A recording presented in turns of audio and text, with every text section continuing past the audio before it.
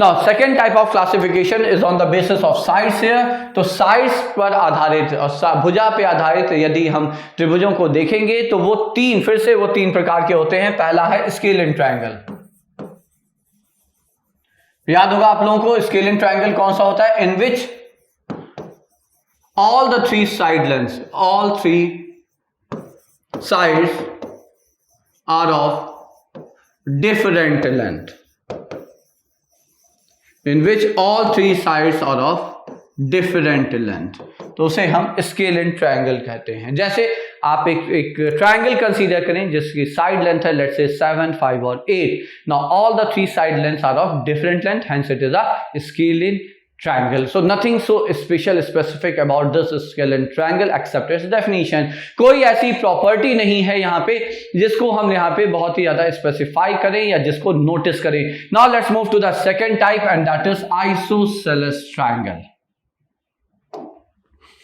अब देखिए isosceles triangle, तो second one is isosceles triangle. We all know it. क्या होता है? Isosceles triangle is a triangle in which two sides are of equal length, in which two sides are of equal length, जिसमें दो जो sides हैं वो same length की हैं। We call it isosceles triangle. हम उसे आइसोसेलेस ट्रायंगल कहते हैं। For example if I consider this triangle with side length AB and AC being equal, now that's an isosceles triangle. अब आइसोसेलेस ट्रायंगल से related बहुत सारी प्रॉपर्टीज हैं which will be looking later, but हाँ जो एक मोस्ट इंपॉर्टेंट और बहुत ही कॉमन सी मोस्ट कॉमनली यूज प्रॉपर्टी है वो ये है, याद रखिएगा, in any triangle, and that's too in any triangle, in any triangle angles opposite to the equal sides are also equal. So angles opposite to the equal sides are also equal. इससे क्या अभिप्राय हुआ? मतलब यहां पे ये हुआ कि जो अब इक्वल साइड्स के अपोजिट एंगल है, यानी कि AB के विपरीत अपोजिट ये एंगल है C, so this is angle C here, और AC के अपोजिट आपका ये एंगल है B. So angles opposite to equal sides are also equal. So this imply if AB is equal to AC, imply that angle opposite to AB, and what is it? Angle C is equal to angle B, which is opposite to AC. Now that's really an important statement, and vice versa. The statement is true vice versa also, and vice versa. Vice versa means sides opposite to equal angles are also equal. Equal angles यदि आपको दिए हुए हैं, आपको दिया है ये x है, ये y है, मान लिया this is triangle ABC. Now given if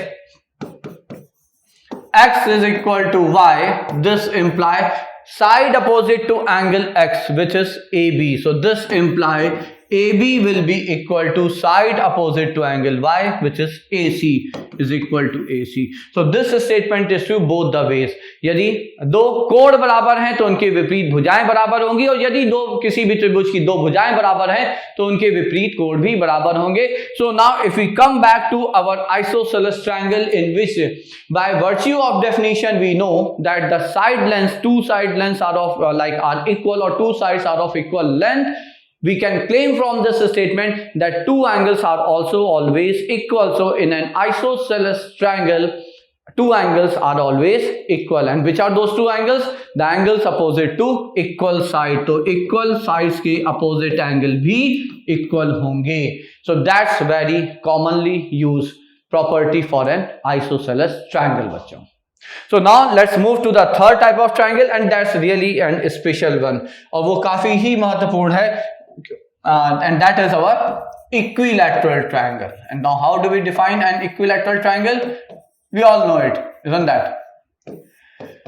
So a triangle in which all the three sides are of equal length, in which all three sides are of equal length, तो जिसमें तीनों ही भुजाएं बराबर हों, are of equal length. Is called an equilateral triangle, उसे हम equilateral triangle कहते हैं बच्चों। प्रॉपर्टी देखिए इक्विलैटरल ट्रायंगल की प्रॉपर्टीज, तो दो बिंदु तो आप हमेशा याद रखेंगे, दो इंपॉर्टेंट पॉइंट्स हैं जो आप हमेशा याद रखेंगे। So since this is an equilateral triangle, so all the sides are of equal length. So first point is all angles measure in which triangle? Of course we are talking about equilateral triangle. So all angles measures how much? 60 degree, because since all the sides are equal, so their opposite angles are equal, hence all the three angles are equal. So if all the three angles are equal and they sum up, add up to give 180 degree, तो उनकी measurement क्या हुई individual angle की? तो वो 60 हो जाएगा, 60 degree 60 degree 60 degree. तो ये एक हो गया। Second is area. तो आपको लग रहा होगा कि यहां पे एरिया की बात क्यों की हमने, area of equilateral triangle, because equilateral triangle का जो एरिया का एक फॉर्मूला है वो बिल्कुल ही अलग है, and that formula is area of equilateral triangle is √3/4 into side square. याद रखेंगे आप लोग। So area of an equilateral triangle is √3/4 times side square. ठीक है, तो ये हो गए आपके तीन टाइप के triangle classified on the basis of side, scalene, isosceles and equilateral triangle.